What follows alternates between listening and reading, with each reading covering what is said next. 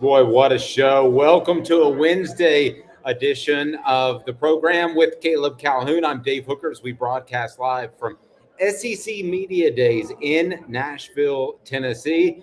And a loaded show. We've got it. We'll talk a little bit of South Carolina with Jay Phillips of 107.5 The Game in Columbia. Also, Rick Neuheisel, longtime college football coach, now an analyst with CBS, will join us.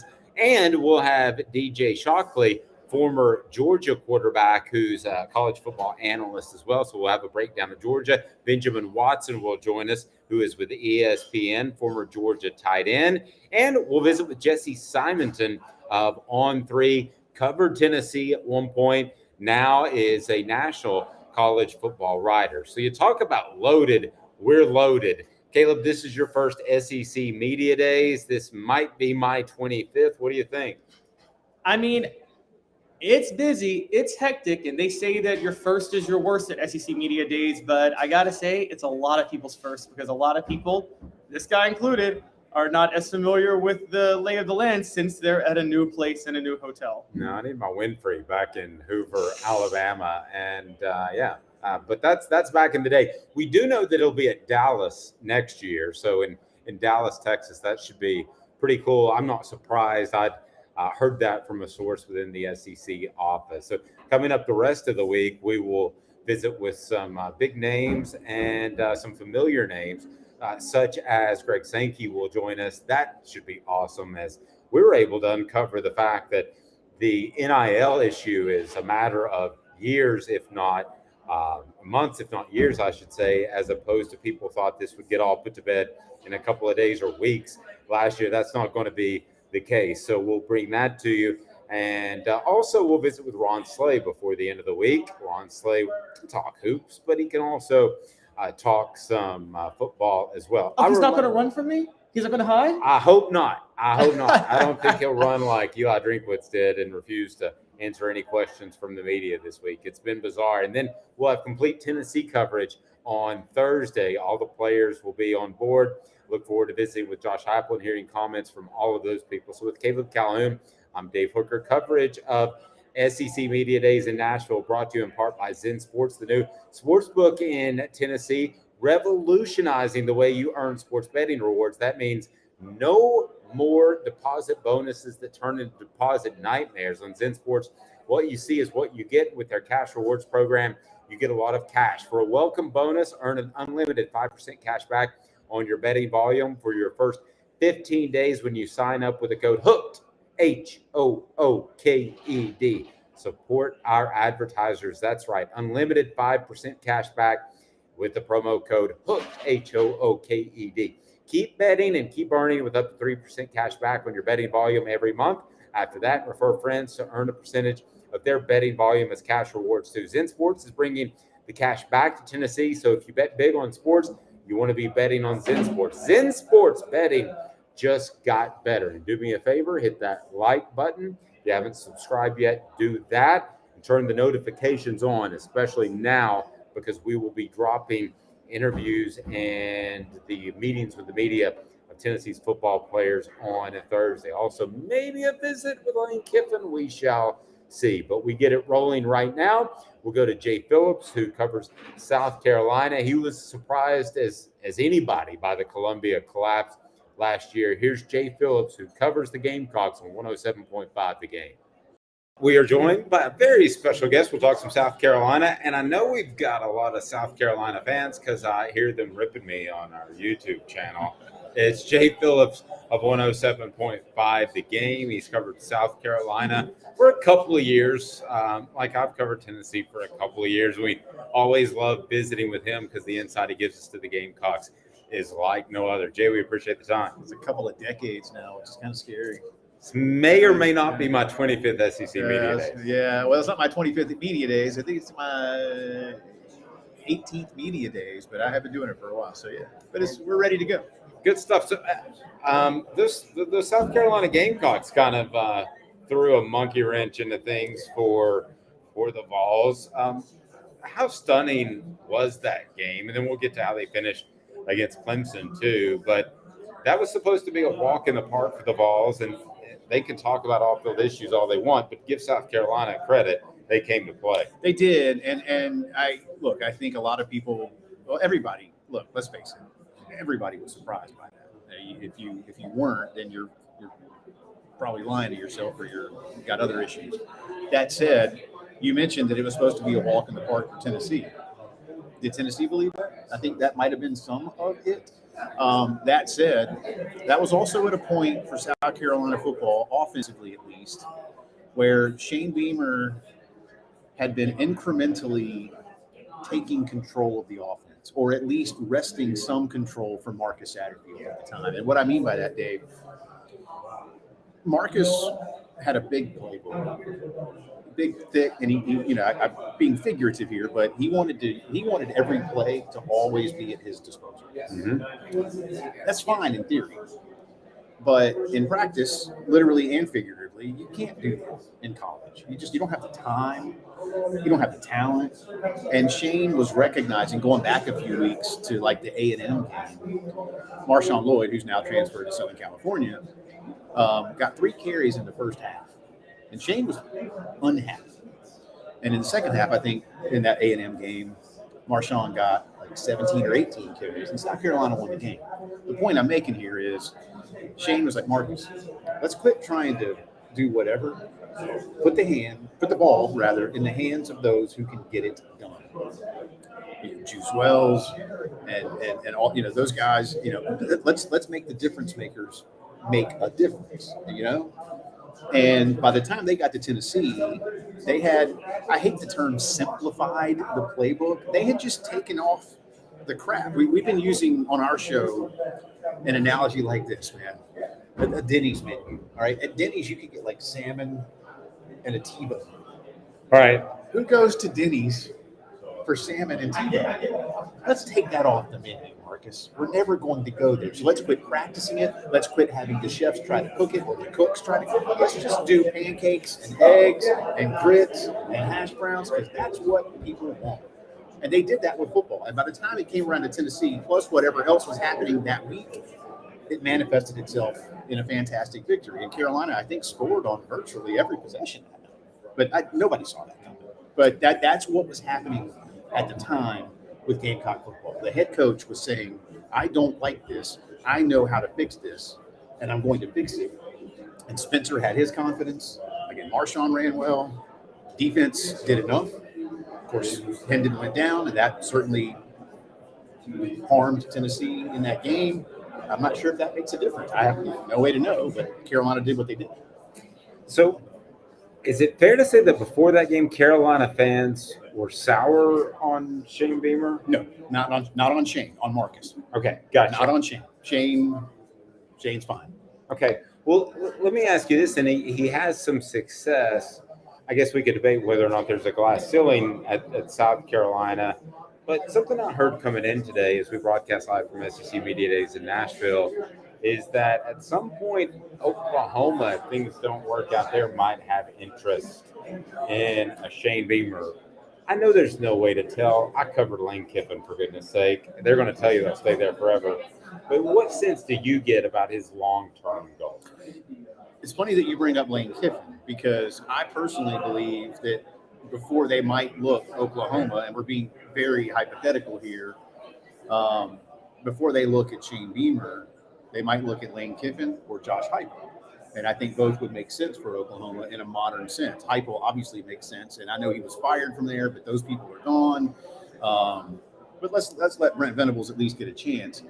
Listen, if I'm Shane Beamer and Oklahoma calls me, I certainly listen.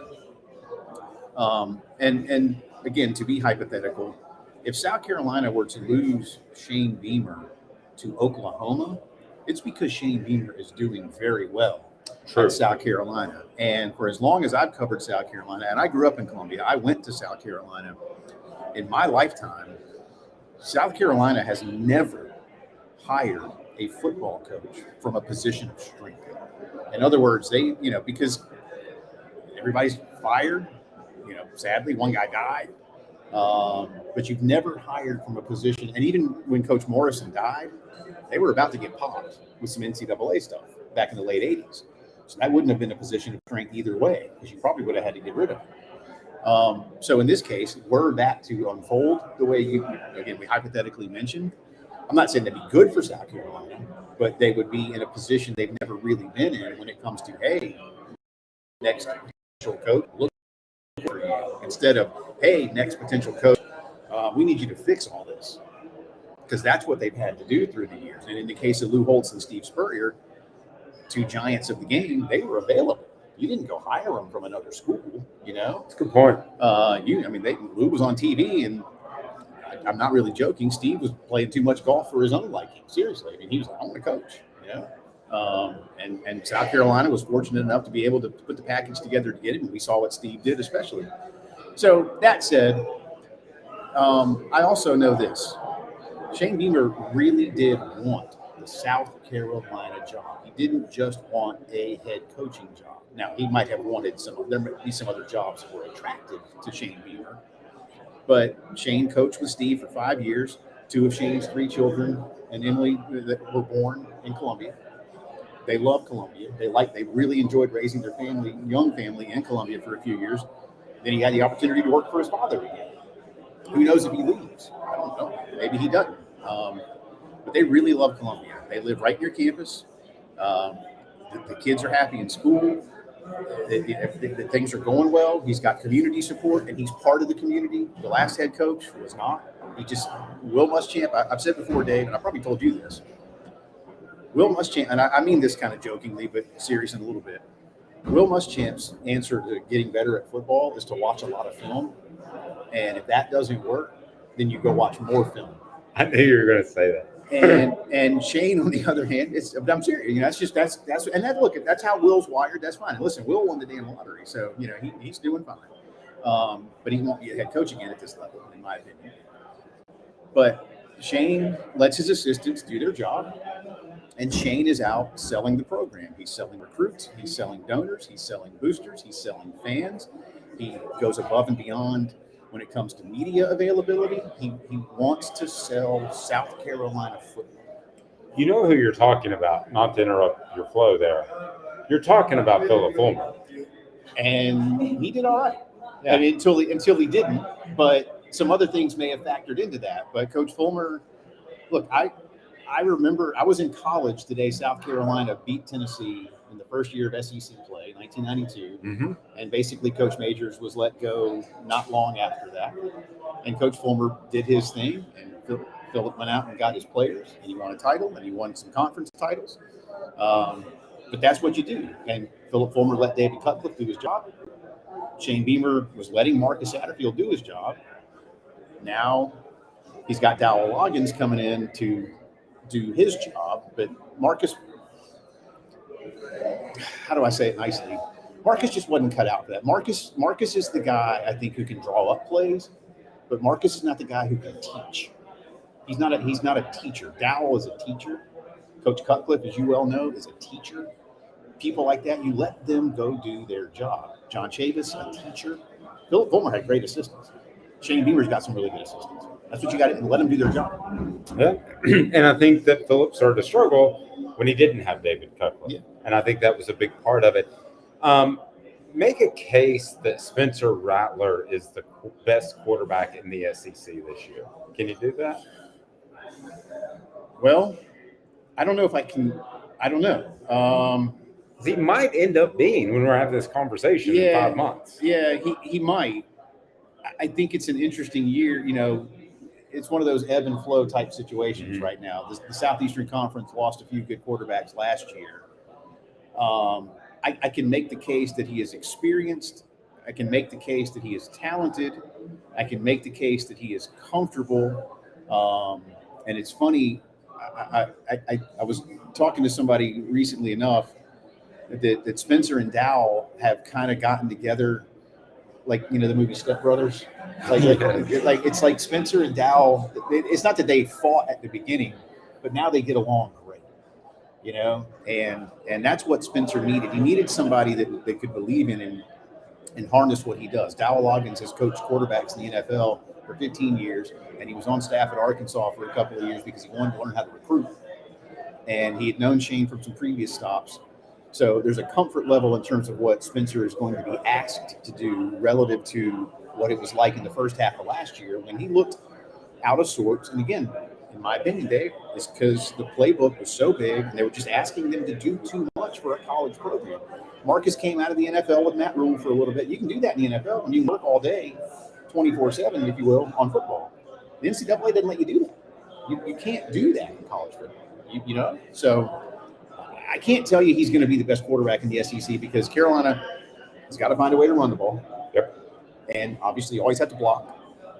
If they can put some of those things in place, I like his receiving core. It's deep. It's talented. Coach Stepp is an excellent teacher as well for receivers. So he's just, if they can put those things together and get through the first month comfortable in this new Dowell Loggins offense, really, look, if you find a way to beat North Carolina, I'm not saying Spencer Rattler's in the Heisman conversation, but considering North Carolina has a Heisman candidate, if you find a way to beat North Carolina in game one, then you've got an easy game in game two with Furman. Then you go to Georgia, and if you can play well at Georgia and not win, you don't have to beat Georgia necessarily. But if you can go to Athens and play well, then I think Spencer Rattler has a case for being a premier quarterback. Jay, do you have pets? I have 2 dogs. What are the dogs' names? Truvy is a big yellow lab. She weighs about 90 pounds. And then we have a little Yorkie poodle mix named Mabel. She weighs about 12 pounds. So we have very different dogs, but Mabel's older and is definitely the boss. Okay. Well, older dogs can get arthritis. So I'm going to send you some craft treats. Go to crafttreats.com with the CBD. Like I did that. With the CBD derivative that will help with pets' arthritis, stomach issues, or also, how about anxiety? Crafttreats.com. Use the promo code Off the Hook. His dogs are getting some. I'm Dave Hooker. More after this. It'll be Rick Neuheisel up next. Is he going to play his guitar? No, I didn't get him, but I also didn't get him any craft treats. So, maybe if I'd have got him craft treats, he would have played his guitar. Yeah. There you go. Use the promo code Off the Hook. He's Jay Phillips. He's awesome of 107.5 The Game. More after this, including Rick Neuheisel. And Craving Wings South North Shore location, where we've heard people say that you can get the best wings in East Tennessee. Pero ¿quién es este? El número 87, Jacob Warren. I'll just do 6 on my sauce 87, please. Imposible, señorita. Dale 6 más. Look at these wings. Perfectas, deliciosas, fantásticas. Man, I don't know what you're saying, but it sounds awesome. How do you say fresh, never frozen in Spanish? Frescas, nunca congeladas. Make your way to Craving Wings and get you 6 más. But what was funny about Cadis, we were a full continuum of care at that time. We had detox, we had inpatient, we had outpatient. So we were doing a lot of the things that we do now. But now we just do them so much better. It's really a simple program, but we're complicated people. I am what I am, and now I got to do something about it. You can take your life back. Call Cadis today. Got cataracts? We can fix that. Never miss another moment. With a little help from Doctors Campbell, Cunningham, Taylor, and Hahn at cctis.com. Do you want to own the more that owns every job? Then get to Vassey Lawn and Garden in Cleveland and get you a Toro. I'm David Vassey, here to talk to you about Toro. With a Toro Zero Turn, you'll get more out of every minute and you'll reach the finish line faster. At Vassey's, we like to say, no matter if you're mowing 3 acres a week or 11 lawns a day, homeowners and business owners alike find confidence in equipment they can trust from top to bottom. Vassey Lawn and Garden, Highway 60 North in Cleveland. Man alive, it's worth the drive. Our family has been creating jewelry since 1986, each piece unique with a story all its own. I'm Rick Terry with Rick Terry Jewelry Designs. I'm a jeweler, and I want to be your jeweler. We're grateful that you chose us to be Knoxville's best jeweler. My family and staff look forward to serving you. So please come see us. Kingston Pike and Campbell Station Road in the heart of Farragut and downtown on Gay Street, right next to the...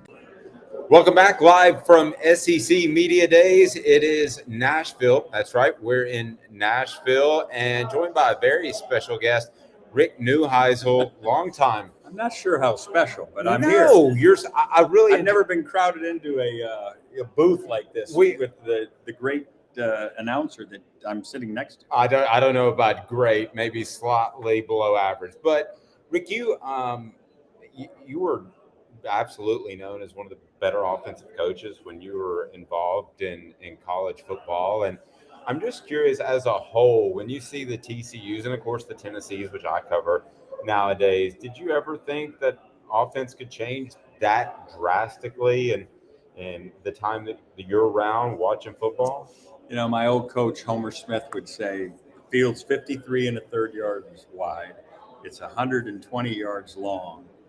The 11 on 11, the possibilities are endless. And because coaches spend their lives looking at the X's and O's and the geometry of the game and trying to get advantages, whether it be physical matchups, angle match advantages, it's endless in terms of how we go about it. So we're not ever going to get to the end of ideas.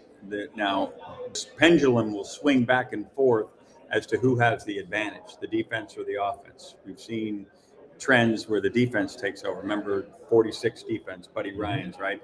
Ran until people figured out how to block it. Now everybody has what we call a bear check. When they jump into it, now we've got a play that slices and dices it, so you can't jump into it very often unless it's a surprise deal or you're trying to bait somebody into a bear check and then back out of it. It's just a ultimate game of rock, scissors, paper. You can win, you can lose, and you're just trying to figure out where's the best chance to have victory. Well, and you use pendulum. I've used the word cyclical, but I don't know that it's going to be, and correct me if I'm wrong, I don't know that it's going to be quite as cyclical or pendulum because I think TV and the conferences and the fans want more scoring. So I don't know. Oh, we love offense. The rules are predicated to lead to more offense. The idea that you can have offensive linemen 3 and 4 yards down the field blocking a running play and still throw a forward pass has made sure that we're going to have more offense because you put linebackers and safeties who have responsibilities when we talk about gaps in terms of a run responsibility, you put them in such conflict they can't do it. We've seen the changing of what middle linebackers look like. They have to be able to now play man-to-man coverage. They don't have to be as big and burly as the Ray Nitschkes and the Dick Buckuses of the past.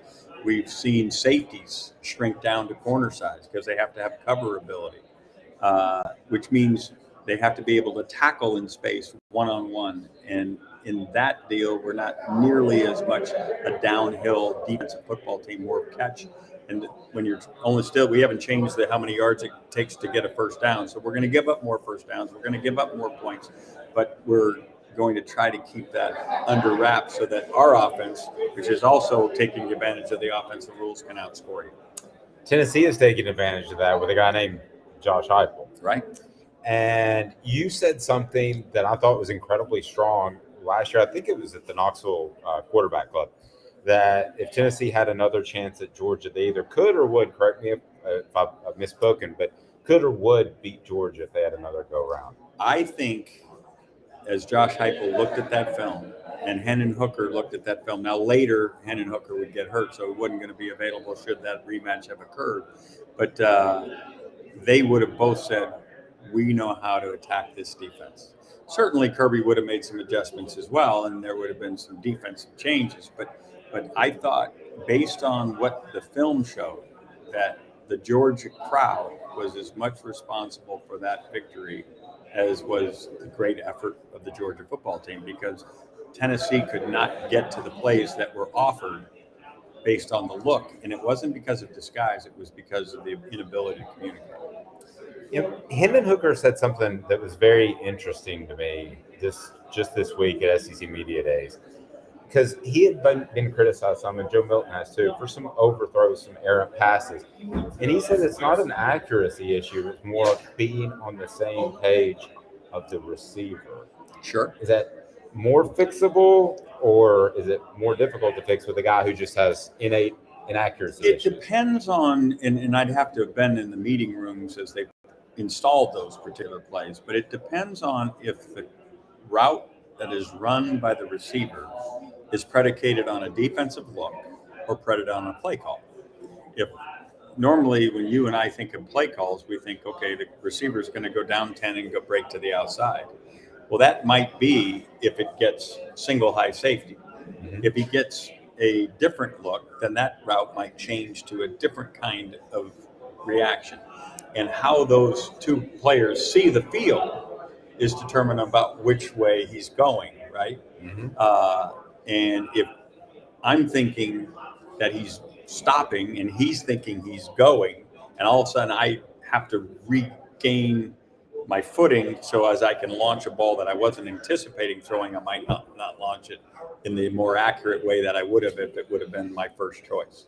So corresponding footwork to where the ball lands is critical to accuracy, and understanding what the defense is telling that receiver to do is also critical, and it looks different from those different vantage points. When you watch ball, you see 100 times more than me. So where would you rank Josh Heupel in terms of an offensive mind in college football right now? Josh is a space guy. He's like Wee Willie Keeler back in baseball, hit them where they ain't, right? He's looking for air. He's, Homer Smith, my old offensive coordinator, we're looking for air. We're trying to expand. When you create splits of offensive linemen, the more you split out, the more it seems like there's gaps, but you're also creating more air for a running back. As an example, Josh spreads the field with his wideouts. You can see whether it's 2x2 or 3x1, they're really far away from the adjacent tackle. And in so doing, you dictate to the defense what you're going to do in those spaces. Those are gaps. And what you're going to do, are you going to get all the way out there with those receivers trying to make sure that you don't get beat outside? Now there's more air for your running game. If you try to creep in to try either pass rush or outflank your run game, then there's particular opportunities outside with the space that's created. And then playing the cat and mouse game of play action, which now is kind of an RPO world, run pass option, based on how you react in those gap players, whether they're committing to the run and now giving you space behind, and then you're filling the space. You're just going to where there is air.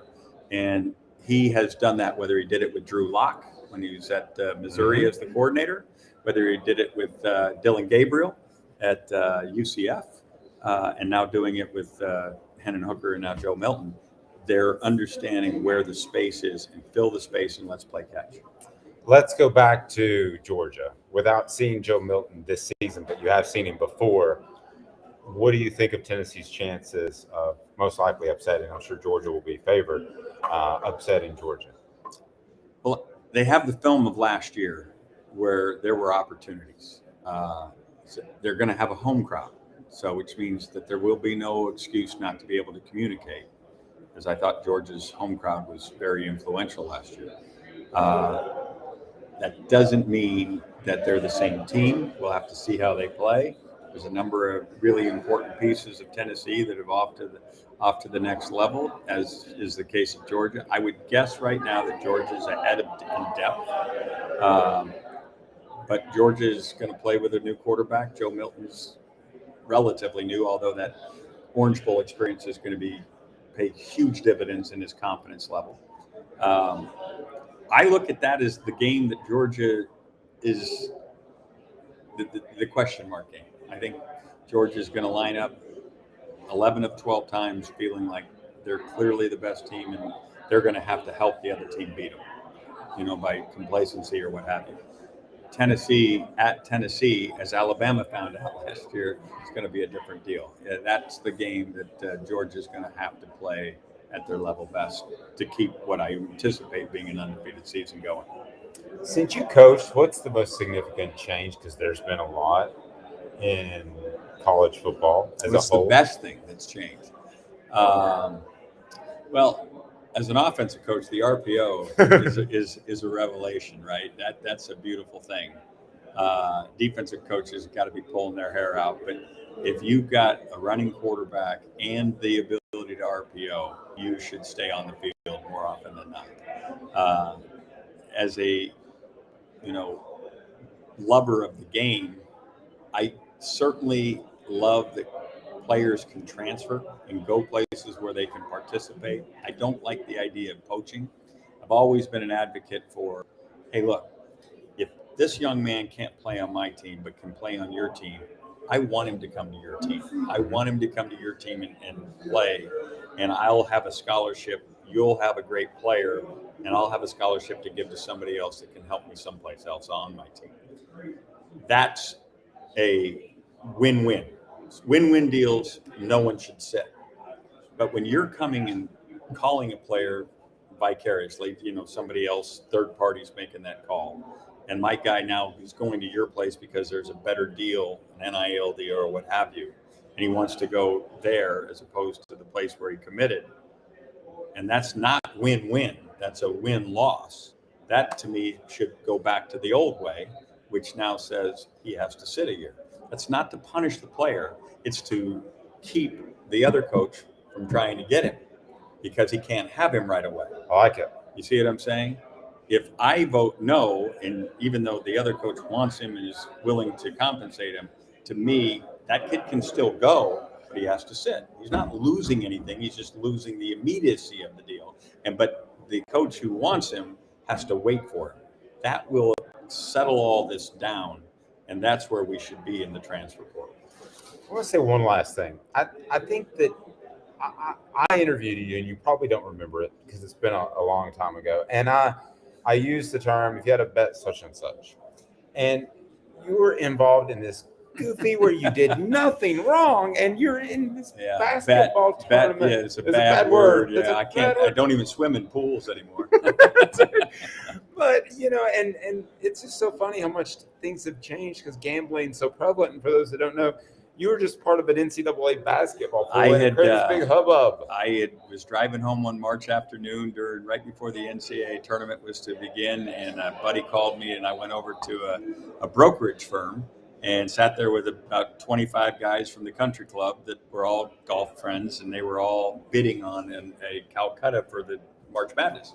And I watched it and watched the deal. People were asking. I had looked at a college basketball game. I'd been out recruiting. I had no information for anybody, but I had fun with them cutting up and such. And then at the end of it, I was asked, "Do you want to be on our team?" And I said, "Sure." Never thinking I was breaking any rules and so forth. But anyway, it blew up, got fired, had to defend myself, won the lawsuit. But it's amazing, as we now have gone through another scandal with Pat Fitzgerald and stuff at Northwestern, when you pull up coaching scandals, my name keeps coming up like on the first page. That's ridiculous. I can help you with your SEO on that. Well, I would love that. But the idea that I was, quote, bad boy, I think it bothers my kids more than it bothers anybody. Because my kids all would love for dad to be a coach again, right? But the fact that I've not been able to get back in since losing the job at UCLA, which was, we didn't win enough games. I think it bothers them because whenever there's an opening, hey, there's this thing out there, right? That has, and no one really bothers to really do the deep dive as to what happened there. But you know what? Here's the deal. In life, if you're bitter, it only impacts you. And Amen. So you just go on. I'm blessed to be at CBS. I'm blessed to be with Sirius XM. I get to talk about a game that I love that's been terrific to me. And I look forward to being a part of it in this way, hopefully for years to come. This is one of the good guys, no doubt about it. Rick Neuheisel, I certainly appreciate it. I'm sure your kids are watching so they can like and subscribe. And but truly one of the good guys. I appreciate the time. We'll have Benjamin Watson coming up next with ESPN former Georgia tight end Off the Oak Sports. Sun, sand, and salt water, the beach is a very relaxing place. Unless you wear contacts. Ow! Open your eyes to the best the beach has to offer with LASIK vision correction from Campbell Cunningham Laser Center.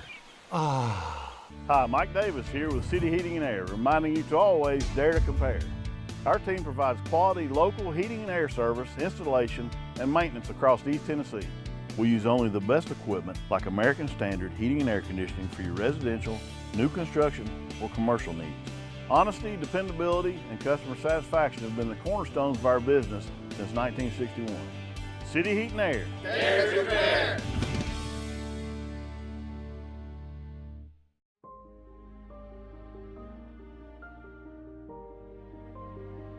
Our family has been creating one-of-a-kind pieces of jewelry in West Knoxville since 1986. Each piece is a combination of unique processes that bring your idea to life.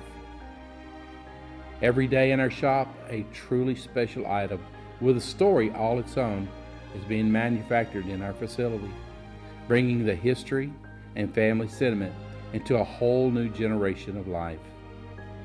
We're grateful that you chose us to be Knoxville's best jeweler, a title that we value and respect. Because to me, being a jeweler and owning a jewelry store are not the same thing. I'm Rick Terry, I'm a jeweler, and we want to be your jeweler. Kingston Pike and Campbell Station Road in the heart of Farragut, and downtown on Gay Street right next to the Tennessee Theater. When you want a hard cider that's easy to enjoy, one that's crafted to perfection, you need Tennessee Cider Company. Some say it's the signature cider of the South. Others say it's the cure to your craving. They all say you'll savor every sip. With a selection of ciders free to sample, all it takes is one taste. Visit tncidercompany.com for more information, as well as to shop our ciders and merchandise online. Thirsty yet? Doors open at 10 a.m. SEC Media Days as we broadcast from Nashville. Portions of the program brought to you by AndyMasonRealEstate.com. AndyMasonRealEstate.com. Benjamin Watson joining us now, ESPN analyst, former Georgia player. And Benjamin, this is pretty wild. We were in a little bit closer to your home state or your home area in Atlanta last year, but now we're in Nashville. Nice. It was nice. I mean, I just drove drove back home. I was home for dinner with the kids, put them to bed at night. You know, this is a little bit different. I love Atlanta. Nashville's nice, though. Nashville's great. Nashville's fun, but you're kind of in enemy territory with the Vols. Let's talk Georgia. Boy, when Kirby Smart was hired, I had my questions if he was the guy. Those questions were all stupid now in retrospect. Benjamin, he is the guy. There's no question about it. How well is this thing rolling for Georgia right now? It really is amazing to see it. And I'm not sure if you were the only one that had questions. Look, Kirby came. He had never been a head coach, didn't have head coaching experience. Yeah, he coached for a great in Nick Saban. But for Georgia to go out and say, he's one of us, we see what he's done. We want to nab him before somebody else does. I think it was really the perfect marriage at the perfect time when you've got a guy who has ties to the university as a player and have been successful and had coached at Georgia in a assistant role before. But what he's done now, what he's doing now, continuing to do, they have a chance to win 3 national championships, something that hasn't been done since the 30s or 40s, has never been done in the modern era of college football. And look at this roster and say, wow, you keep losing so many players, but the cover is somehow still full with more 5 stars and more All-Americans. It's really a testament to not only his dedication, but the coaching staff that he's assembled around him. Kudos to Georgia, too, and their fans. There was a lot of talk about Sanford Stadium and whether it was a hostile place to play when Tennessee played them. There's a guy named Eric Ainge that had a little something to say about it, and it got it all churned up. But, man, the Georgia fans responded. I did think at one point, maybe during your career, that it was a little subdued. But, man, it's not subdued anymore. Well, it's not, and it should never be. I mean, you know, college football across the SEC, so many great stadiums, so many great fan bases that are just passionate, that show up for their team. I remember the first time walking into Tennessee, though, and this was the year 2001. And went there, played on the road. I remember walking into Tennessee in Knoxville, Neyland Stadium, and looking up and being like, this is different because of the way it was built. Sanford's a little wider. It's not built like for the noise. But the way Tennessee, the fans seem to be right on you. But I think the Georgia fans have been tremendous. I mean, not a day goes by living in Georgia that you don't walk by and somebody says, "Go Dogs." I mean, there's just such an excitement right now because of what Georgia has done. No doubt about it, and there should be.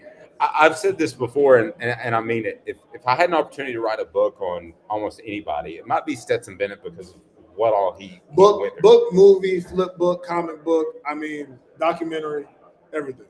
Yeah, and the thing is, I would have argued they lost a great leader maybe this time a year ago, but he turned himself into a great quarterback. What all did they lose in trying to replace Stetson Bennett with Carson Beck? Well, I think the number one thing they lost with Stetson, well, when you listen to the other players talk about Stetson, that's what's always key, is to listen to what teammates say about a guy and what they don't say about a player. And to a man, these guys were pulling for Stetson, partly because of the story, but I think also because they realized the leader that he was. This guy stood up to adversity, didn't back down. He was resilient. He was courageous. And oh, by the way, he put his team in positions to win and make game-winning plays. And so he did it on both ends. And so the thing about college football is you're going to lose guys. That's just part of the deal. So that's what they lose in him. But when you look at a Carson Beck and even that quarterback room in general, Carson's not even the most highly touted player coming in.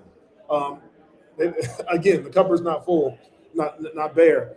But Carson Beck has to come in and exhibit some of that same courage. He has to act like he's supposed to be there, like Stetson did. He has to lead an offense that has the number one receiver from Mississippi State in Roy Thomas, the number one receiver from Missouri in Dominic Lovett, has the number one tight end of a generation in Brock Bowers. He has to be able to come in there and say, I'm the quarterback, I'm the leader, I'm the distributor. It goes through me and really own that role. Yeah, that sounds good, and I completely agree with you. But how difficult is it to be a leader as a first-year starter? It's very difficult, but that's why you play quarterback.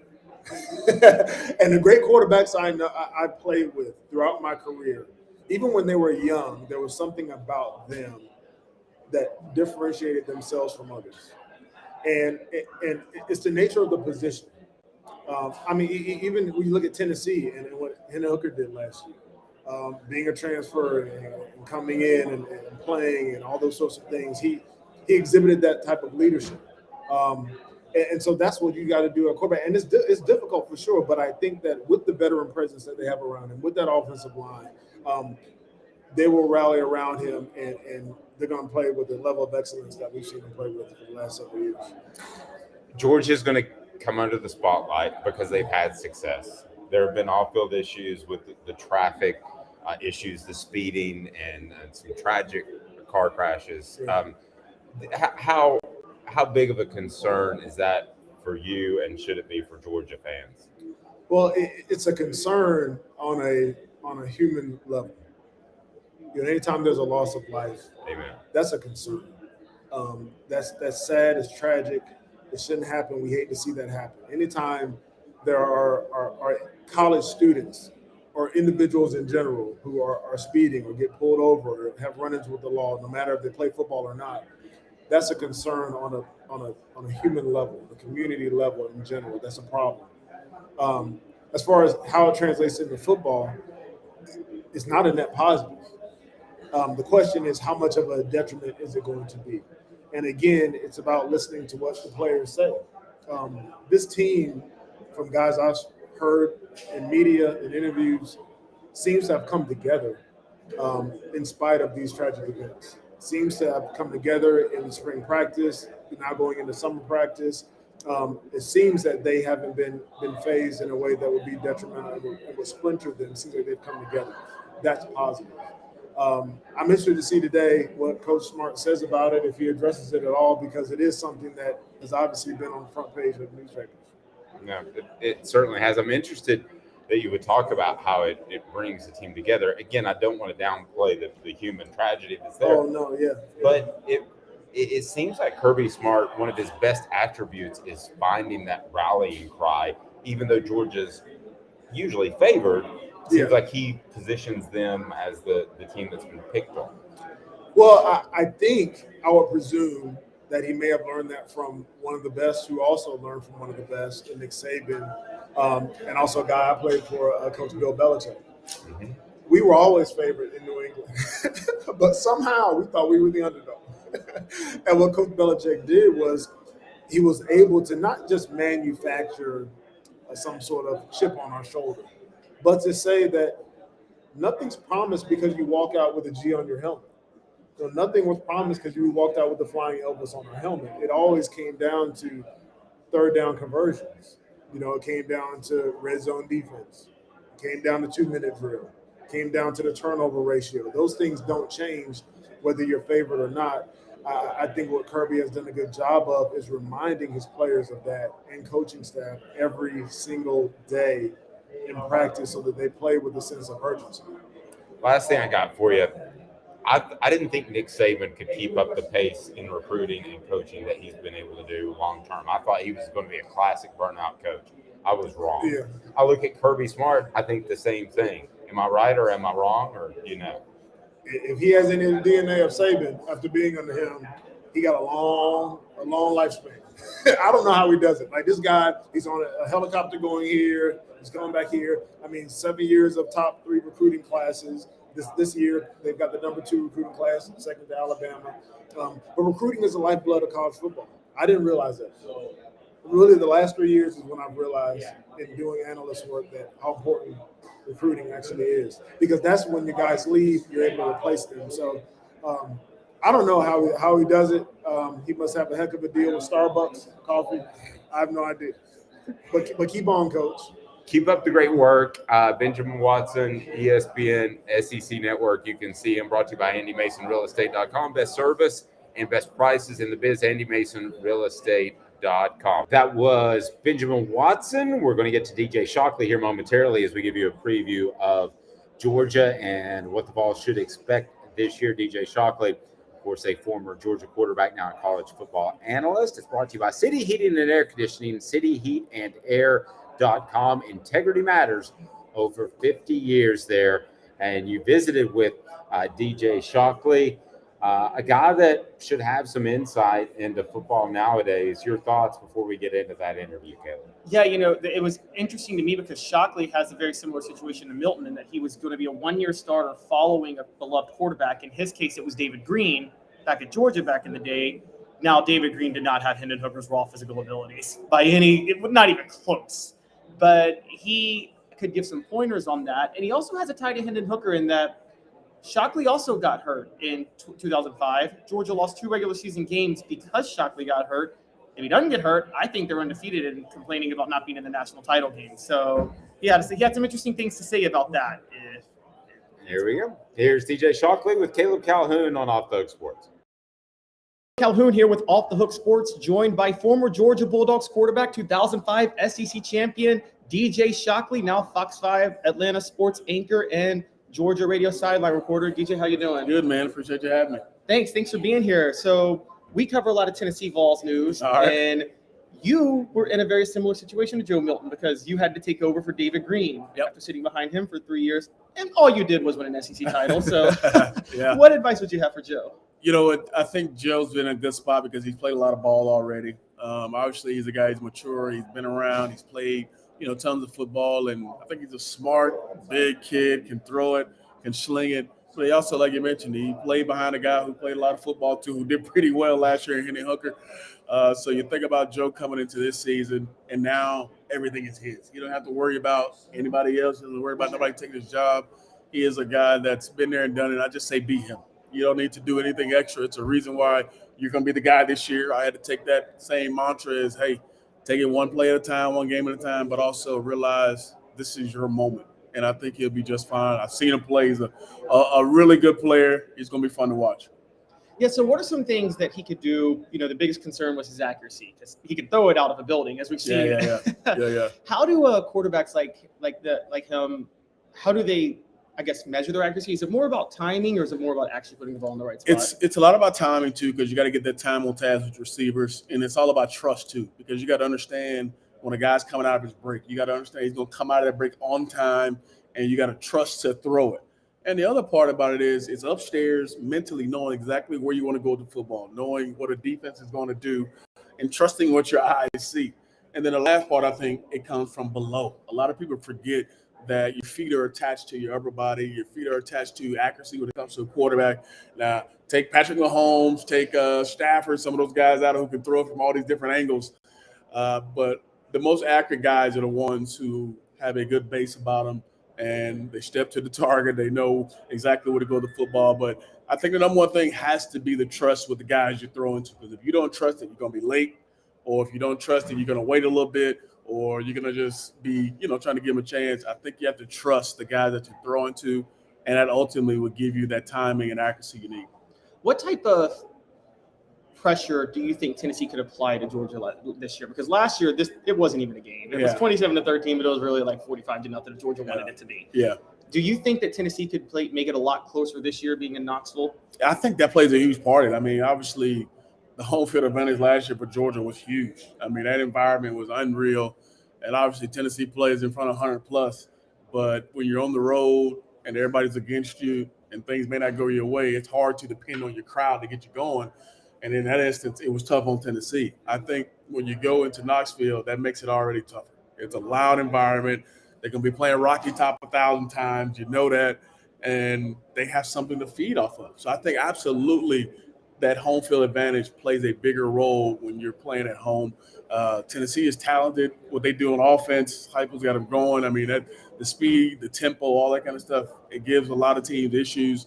And you think about going on the road, it maybe not be as loud when they're on the field, but on the other side of it, the communication for an offense, for an opposing team is a little bit different. So that definitely will play a factor. And I think just the fact you have a guy and Joe who has been there and done it, veteran of it, and then you got Heupel who know he's going to draw up a great game plan. It's going to be a fun game. Well, I distinctly remember somebody I'm sitting next to has a pretty good track record of shutting up Tennessee fans in their home stadium. Because I think you did that in 2005, didn't you? We did. We actually went in Knoxville, got a win. Still a tough ball game, but I love playing there. It was a great place to be. I mean, obviously your fans are all the way against you, but you walk out the tunnel and it goes straight up. People all up on you, and but Sea of Orange, maybe I could do a little bit out with, but it was cool to play there. What'd you think of? Yeah, do you think last year's game with Tennessee on the road, do you think Eric Ainge's comments had an impact on Georgia fans wanting to absolutely. a little bit on? Absolutely. I mean, it was loud and clear. I mean, he kept saying it. And Georgia fans, they're not like Kirby or they're not like some of the players who can't really talk about it, but they know about it too. But the fans, they absolutely hear it. They see it. And a guy who's been there and done it, you think he would have a little bit more respect for, the opponent he's playing against or the opponent he played against and know what it's like there. And what it does for billboard material, it's going to be interesting to see if something like that happens again or if he brings up anything like he talked about last year. But I don't think he will. Yeah, I don't think he will either. I will say, though, it kind of makes me miss, if you remember the early 2000s, I feel like Tennessee and Georgia hatred for each other was at an all-time high when you were playing there at that time. Oh, yeah. Because I remember Casey Clausen making the comments, if I had played, we would have won by 2 touchdowns. No doubt. And then the Jason Allen flag in the middle of the G. And then you guys the next year were laughing at Tennessee players because they were trying to cover the T. No doubt. Y'all beat. No doubt. I mean, it was one of those rivalries that you love, and that's why you like it. That's why the SEC is cool. And usually, a lot of players that are on Tennessee team probably could have went to Georgia.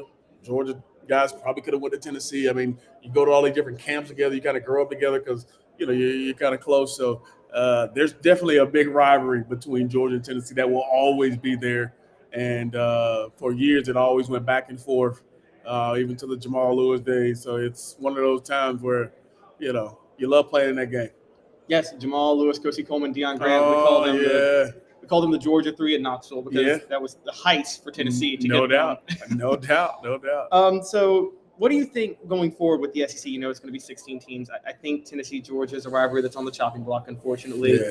But do you think it's still going to be fine? Because it looks like they're going to play each other every other year, and all the teams are at least going to play each other every other year. So do you think the rivalry can still last if it's every other year? I think it can, because once you get into that game and you realize how big of a game it is, which it always usually is, that rivalry instantly comes back. You love to play it every year, but you understand how the realignment is going to happen and how they want everybody to play everybody, like you just mentioned.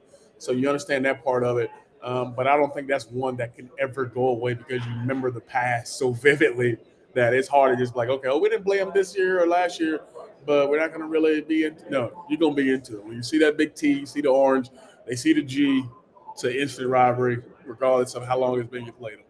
Yep, and funny enough, I was looking back. You have a connection to Hendon Hooker too, not just Joe Milton, because Hendon Hooker obviously got hurt against South Carolina, and I still maintain, had you not gotten hurt, you're going undefeated in 2005 in the regular season. Is that something that sticks with the college quarterback the rest of the life? It's almost. I mean, as a quarterback, you remember the throws you miss, you remember the losses, You remember opportunities that, you wish you could have played in. So Hooker absolutely will go back and, 5-10 years down the road when he can look back on it and be like, man, I didn't get hurt this way. All right, we maybe had another chance to play Georgia again, maybe in the, in the playoffs and make it in, so he absolutely will run that through his brain again. I still do it from time. I got teammates who still remind me of, if you didn't get hurt, we got a chance to play for it, Natty. I mean, so it definitely still happens. Dudes don't ever forget it. Yep. I also maintain that if you had played the full game against Tennessee in 2004, y'all would have won, because I do remember you throwing a touchdown against Tennessee in 2004. Yeah, we had a good game. It was fun playing it. I mean, hey, can't do nothing about it now, but hey, it was fun playing it. DJ, thanks so much for stopping by. Pleasure, man. Really appreciate it. This has been DJ Shockley with Off the Hook Sports. So our next guest is a star on the rise, Jesse Simonton, who worked for VolQuest.com, now works for On3 as a national college football reporter, and he gave his thoughts on Tennessee and the state of college football with Caleb Calhoun. Don't forget, hit that like and subscribe button. Set your notifications on, because Thursday's Tennessee Day, and we'll have complete coverage of the Vols at every press conference and one-on-ones with players Jacob Warren, Joe Milton, and Omari Thomas. But here's Jesse Simonton with Caleb Calhoun. Jesse Simonton and Caleb Calhoun with Off the Hook Sports on Tuesday at SEC Media Days. First time in Nashville. Jesse, how's it been in Nashville this week? Been busy, but going well. Yeah, so I wanted to talk a little bit about Tennessee football, which is obviously where you cut your teeth for a long time. And what do you feel like I know they don't go on until Thursday. First of all, what do you think of the fact that they go on the same day as Lane Kiffin? That had to be by design. Yeah, I mean, I don't pay attention to a lot of, when I'm thinking about the schedule stuff. I guess it is kind of funny. I mean, last year, that Lane's connection with Tennessee will never not, be at least amusing to Vol fans in particular. The golf ball stuff obviously was, a recent thing that was pretty good. I think Lane and the Auburn connection probably takes a little more precedent these days, but yeah, that's true. With the whole turning down the Auburn job. So with Tennessee this year, I think the biggest question for a lot of us is, can they actually compete with Georgia? Because everybody says they're the one team in the East and challenge them, and they host them at Neyland. But I got to be honest, last year's game, it said 27-13 on the scoreboard, but in reality, it could have been 45-0 if Georgia really wanted it to be that. So do you think Tennessee actually has a shot to be on their level somewhat this year, or at least be in the same playing field? Last year I was someone that certainly believed in a Tennessee resurgence. I had them as the number 2 team when a lot of folks were talking up Kentucky or what could happen in year one with Billy Napier in Florida. It did surprise me that they were that good, that they were a college football playoff fringe contender. Obviously, they spoiled their chances by kind of stubbing their toe against South Carolina there. That game against Georgia, though, was not close. And I think, when you kind of look back at the data, Kirby Smart has kind of been one of the few coaches, defensive coaches, that has really kind of figured out how to slow down that Josh Heupel, type offense. And you got to have the dudes on the perimeter that can basically guard guys one-on-one, because then you can, play 6 guys in the box. And so I'm not sure that Tennessee this fall is, with some of the offensive line questions, you lose your best, tackle in Darnell Wright. You lose a guy like Jerome Carvin. I think that Tennessee is still going to be the second best team in the East. I don't see them, but that's not to say they couldn't pull off an upset, but I would be surprised if they really did kind of push Georgia, especially with what we saw happen in Athens a year ago. Yeah, I'm kind of with you, because the whole point of Josh Heupel's offense is he takes away your ability to disguise what you're doing. Well, Georgia doesn't have to disguise what they're doing. They'll line up defensively and just shut you down. No, I mean, when you have the luxury of Kamari Lassiter and you put a Nealon Green, or, they have several other, former 5-stars that are out there competing for that second boundary quarterback spot. But what also makes them so difficult to go up against defensively is the fact that they can play small in the box, because, they have guys that are able to both eat space and create kind of, lanes for linebackers to just flood in. And we saw what happened last year. Tennessee gave up a boatload of tackles for loss and sacks in that game. Yeah, and then, of course, Tennessee also decided to trigger the Georgia crowd ahead of the game, which may not have been the smartest thing to do. I mean, the false start certainly played a huge impact. And that's why Tennessee, you can't shortchange the fact that an upset is certainly not it's not something that can't happen. I mean, the game's going to be in Neyland. Obviously, home field advantage is going to be a huge, chip for Tennessee. To say, hey, you got us at your place. Now come knock us off here. It's going to be a fun November game. I'm glad that game's later in the schedule. The last two seasons. Last year that was the first year it had been kind of later in the calendar. It's going to be that way again this fall. Tennessee takes care of business, early in the season. That could be another, top 10, top 5 showdown. Yeah, Tony Barnhart and I were speaking, and I don't think there's ever been a game in the regular season in the SEC with two teams undefeated that late, November the 18th, which would be very intriguing. It also, if somebody could actually ball out against Georgia, it could help Tennessee. It could help Joe Milton's Heisman chances maybe because it's so late in the year. Tennessee playing Vanderbilt, Kentucky hasn't had a lot of chances at big moments in November in history. Certainly so. I will say this. We're talking a lot of Tennessee, Georgia. Tennessee needs to end that losing streak in Gainesville first. Tennessee's got to go to Florida and do something they haven't done in, I think, about 2 decades, and that's beat the Gators in the swamp. This is a Florida team, that's kind of licking their wounds right now, coming off a tough year one under Billy Napier. I do think the Gators are going to be a little bit better than some expect. I think they really like some of the transfer portal additions they've brought in, specifically on the defensive line. Cameron Jackson from Memphis, in particular, I think is a guy that's going to make a big impact for Florida this fall. But they have questions at quarterback. Is Graham Mertz actually that guy? Considering what Josh Heupel has done with this Tennessee program in short order, if the program is truly kind of climbing that ladder, whether they make the college football playoff or not, whether they beat Georgia or not this year, a demarcation of success is that we are the better team against Florida. Let's go win that game in Gainesville. Big September showdown. Yeah, and 2 road games for Tennessee this year against teams picking up transfer portal quarterbacks that would be traditionally to Tennessee fans' biggest rivalries, Florida and Alabama. Not so much anymore in recent years, although last year they beat both. But who is more desperate in terms of their quarterback addition through the portal? Who seems more desperate, Florida with Graham Mertz or Alabama getting Sam Hartman? Not Sam Hartman. They got Sorry. Tyler Buckner. Tyler Buckner. Sam Yeah. Hartman was that. They would have really liked to get Sam Hartman. Yeah. I think Sam Hartman would have been a hell of an addition for Alabama. And it is, in terms of desperation, the fact that Sam Hartman's former offensive coordinator, the guy who recruited him to Notre Dame, the guy who worked tirelessly to get Sam Hartman to leave Wake Forest, never ended up coaching him really. Tommy Rees spent the spring with, Jalen Milroe and Ty Simpson in Alabama and said, hey, I need to go get the guy that I literally found someone to replace at Notre Dame in Tyler Buckner. And yet I still think Florida, I don't know if it's desperation. I just think that the Gators don't have the options. At least the Tide can say Jalen Milroe, former blue chip recruit, has elite traits, big arm, might be one of the fastest players, on the Crimson Tide's roster. Ty Simpson, former 5-star, Buckner, highly recruited. There's at least options there. Right now, there's nothing really behind Graham Mertz. And so I think you saw Florida try to kick the tires on maybe, another transfer portal quarterback or two. They didn't really have one that they liked. And so they brought in, there's a freshman kind of waiting. There's a former walk-on, a guy who plays baseball too. So I think it's going to be Graham Mertz's show.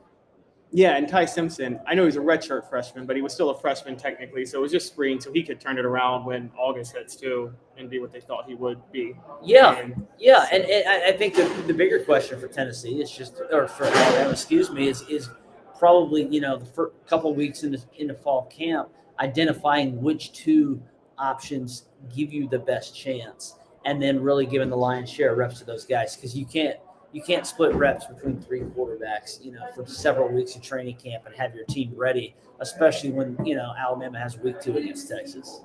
Yeah, and I think Tennessee's learned that in the past with different quarterbacks that they've let split reps a little too long. It's pretty clear at Tennessee that Joe Milton is the starter going into the year right now, and Nico Iamaleava is second. But do you think there's any chance at all Nico steals the job? Yeah. I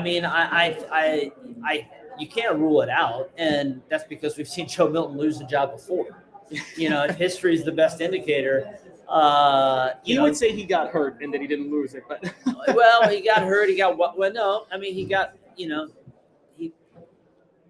he got Wally pipped, but he also, it was not just the injury, I think, that held, him back from getting back on the field. Now, to his credit, he did not run and hide from his limitations. This is a guy who has worked tirelessly to improve his footwork, to improve his accuracy. We've seen that you can. Josh Allen, some other guys in the NFL have proven you can actually learn how to become a more accurate quarterback. And so if he looks a lot like the guy that performed against Clemson, he's not going to lose his job. He's going to be Tennessee's starting quarterback, and it might be a first-round draft pick, come season's end. If he plays like he did, kind of sporadically a couple of years ago, turns the ball over, airmails too many throws. Nico's is as polished and as talented as kind of any true freshman quarterback that's come around in several seasons. And so I think he's clearly the heir apparent for the Vols. Does that heir apparency start, in 2023, or is it a 2024 deal when, he and Arch Manning and some of these other guys are kind of all competing against each other, as second-year players? Right. And before we get out here, speaking of quarterbacks too, thinking of the West, because LSU may have the best quarterback in the SEC this year in Jay Daniels. And, we keep talking like LSU wins. Like everybody's asking about Kirby Smart and if Georgia's playing at Alabama. But Alabama, you covered recruiting for a while, so, just dominated on the recruiting trail this past year. But is LSU a threat to supplant Alabama in the near future with Brian Kelly? Oh, yeah. I mean, I don't know about supplant for like the, for eternity, but in terms of 2023, I mean, I'm picking, I'm one of the dummies picking the Tigers to beat not only, I don't know if I think they're going to beat the Tide, but I'm picking the Tigers to win the SEC West. We're not on the same page on that. And so, and for me, I distill it down to the fact that I think they just have fewer uncertainties. I really like Alabama, the recruiting rankings you're talking about.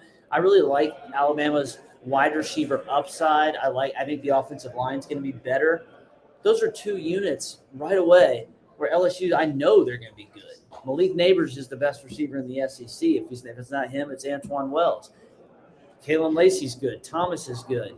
Offensive line, they got Campbell and Embry Jones, maybe two potential All-Americans. So when I'm projecting things on Alabama, I have more known quantities with the Tigers. And so when I have that, coupled with the fact that you brought up Jaden Daniels, I also know who's going to be the starting quarterback. Oh, and if he goes down, I like Garrett Nussmeier more than I like the three guys at Alabama. I'm taking the Tigers.